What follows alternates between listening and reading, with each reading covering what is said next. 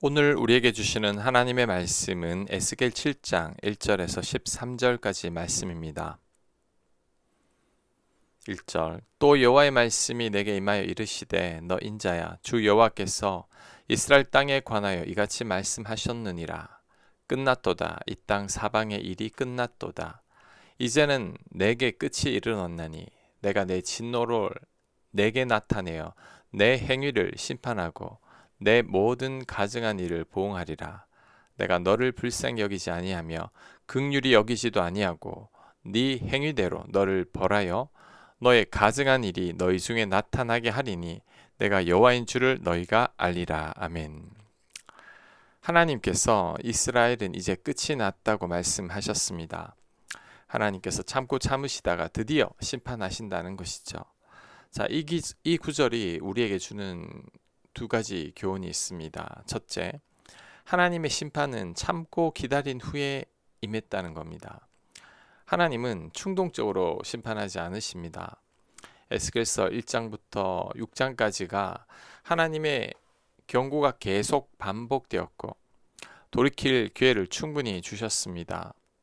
그래도 이스라엘 백성들이 돌이키지를 않으니까 하나님께서 심판하신 거죠.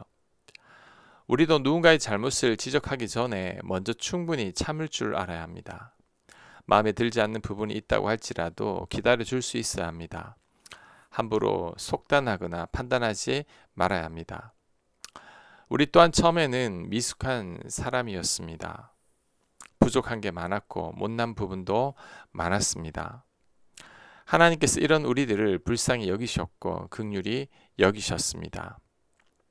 그 은혜로 하나님의 자녀가 되었으니 우리 또한 참고 기다려 줄 수 있어야 합니다. 그것이 하나님의 뜻입니다. 누군가 마음에 안 드는 사람이 있습니까? 그 사람이 과거에 미숙한 나라고 생각하고 긍휼의 시선으로 바라봐야 합니다. 그럴 때 하나님의 마음을 배울 수 있을 겁니다. 자, 두 번째 교훈은 하나님의 심판의 목적은 하나님을 알게 하기 위함이라는 거죠. 4절 끝에 보면 심판이 있으면 이스라엘 백성들이 하나님이 여호와인 줄 알게 된다고 말씀합니다. 이를 볼 때 하나님의 심판은 파괴가 목적이 아니라 이스라엘 백성들이 하나님을 알게 하기 위함입니다. 회복을 위한 피할 수 없는 진통이죠. 특히 내가 여호와인 줄 알리라라는 말씀은 에스겔서에 70번 이상 반복됩니다. 결국 하나님의 심판을 통해서 이스라엘 백성들이 하나님께 돌아오기를 원하셨던 거죠. 회복을 위한 마지막 손길이 심판인 겁니다. 그러니 하나님을 무자비한 분이나 심판하시는 독재자로 생각해서는 안 됩니다. 심판은 하나님의 최후의 보루입니다. 심판은 하나님의 마지막 애처로운 외침이며 우리를 부르시는 따뜻한 손짓입니다. 5절 주 여호와께서 이같이 이르시되 재앙이로다 비상한 재앙이로다 볼지어다 그것이 왔도다 끝이 왔도다 끝이 왔도다 끝이 너에게 왔도다 볼지어다 그것이 왔도다 이 땅 주민아 정한 재앙이 내게 임하도다 때가 이르렀고 날이 가까웠으니 요란한 날이요 산에서 즐거이 부르는 날이 아니로다 이제 내가 속히 분을 내게 쏟고 내 진노를 내게 이루어서 네 모든 가증한 일을 내게 보응하되 내가 너를 불쌍히 여기지 아니하며 긍휼히 여기지도 아니하고 내 행위대로 너를 벌하여 너의 가증한 일이 너희 중에 나타나게 하리니 나 여호와가 때리는 이임을 네가 알리라. 아멘. 방금 읽은 본문에서 반복적으로 나오는 단어가 끝이라는 단어입니다. 모든 게 다 끝이 났다는 겁니다. 또한 때가 이르렀고 날이 가까웠다고 말합니다. 하나님이 이 날이 오기까지 오랫동안 참고 기다리고 인내하셨습니다. 하지만 더 이상 기다릴 수 없었다는 거죠. 그래서 심판이 임하게 됐고 모든 것이 끝이 나게 됐다는 겁니다. 우리는 끝이라는 말을 들을 때 두려움을 느낍니다. 인생의 끝, 관계의 끝, 소망의 끝은 고통스럽고 무겁게 다가옵니다. 그래서 하나님의 끝이 왔다라는 선언이 더 절망적으로 느껴지는 거죠. 그러나 결과적으로 보면 이런 끝이 있었기에 새로운 시작이 태동하게 됐습니다. 이스라엘의 끝이 새로운 이스라엘의 탄생을 이끌게 된 거죠.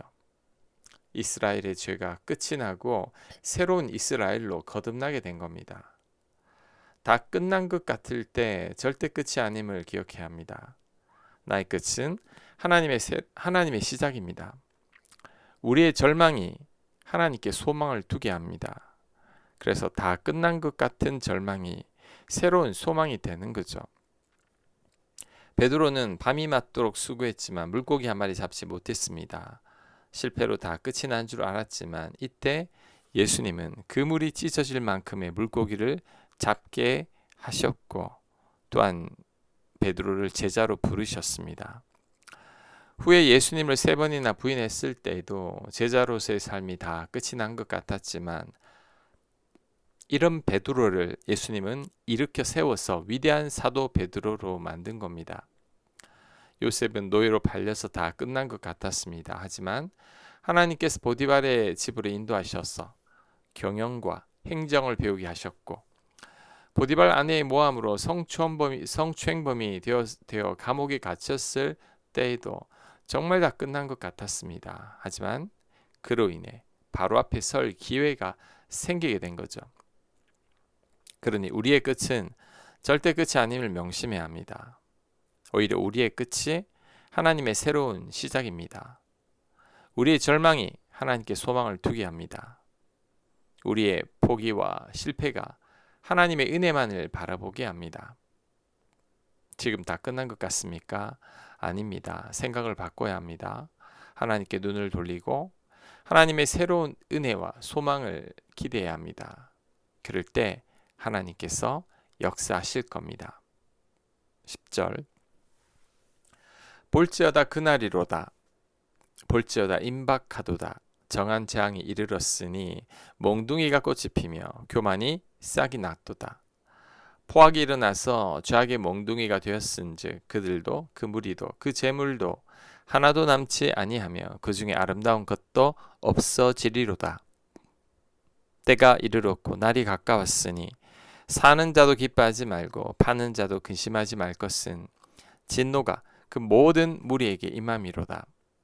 파는 자가 살아 있다 할지라도 다시 돌아가서 그 판 것을 얻지 못하리니 이는 묵시가 그 모든 무리에게 돌아오지 아니하고 사람이 그 죄악으로 말미암아 자기의 목숨을 유지할 수 없으리라 하였음이로다. 아멘. 정한 재앙이 이르렀다고 합니다. 이 말은 재앙이 갑자기 닥친 것이 아니라는 거죠. 사람들은 위기가 닥치면 갑자기 이런 일이 생겼다고 말하지만 그렇지 않습니다. 심는 대로 거두기 마련이죠. 콩 심은 데 콩 나고 팥 심은 데 팥 나는 법입니다. 그래서 오늘 말씀은 몽둥이가 꽃이 피며 교만이 싹이 났도다라고 말하는 겁니다. 심판이 어느 날 뚝 떨어지는 것이 아니라 오래전부터 죄악이 자라고 있었고 교만이 싹트고 있었다는 거죠. 그래서 이런 심판이 생기게 되었다는 것입니다. 그래서 13절은 사람이 그 죄악으로 말미암아 자기의 목숨을 유지할 수 없다고 한 겁니다. 자, 지금 어떤 문제가 생겼습니까? 어떤 일로 인해 고통을 당하고 있습니까? 그 원인을 외부로 돌려서는 안 됩니다. 재수가 없어서 그런 일이 생겼다고 말해서도 안 됩니다. 그렇게 되면 내 안에 불만과 불평만이 생기게 되죠. 그래서 성장도 전혀 없게 됩니다. 우리는 모든 일 속에서 하나님의 뜻을 분별해야 합니다. 나의 실수와 허물은 없었는지 스스로를 성찰해 봐야 합니다. 그럴 때 내가 성장하게 됩니다. 이전보다 더 나은 내가 되는 거죠. 예수님의 참 제자로 살게 되는 것입니다. 그러한 은혜가 여러분에게 있길 간절히 축원합니다. 아멘. 하나님, 모든 일 가운데 하나님의 뜻을 분별하게 하시고 우리의 허물을 보게 하여 주시옵소서. 다 끝난 것 같을 때 끝난 게 아니라 하나님께는 새로운 시작임을 기억하고 절대 포기하지 아니하고 낙심하지 않는 저희들 되도록 인도하여 주시옵소서.